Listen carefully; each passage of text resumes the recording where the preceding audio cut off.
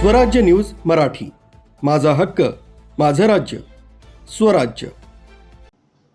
दिवाळीपूर्वी राज्यासाठी एक प्रेरणादायी उदाहरण नाशिककडून।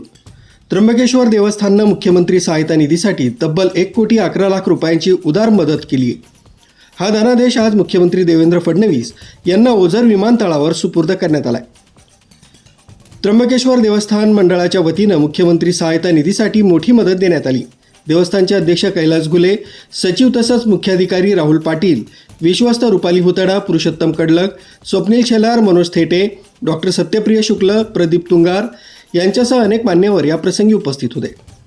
यावेळी जलसंपदा मंत्री गिरीश महाजन यांचीही उपस्थिती होती।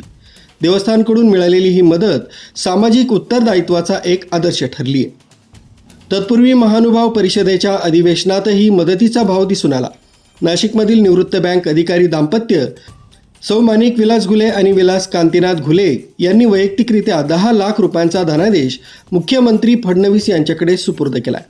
याच कार्यक्रमात रेखाश्री नागरी सहकारी महिला पतसंस्था आणि आर्के ट्रेनिंग सटाणा या संस्थांनी प्रत्येकी 51,000 रुपयांची मदत दिली।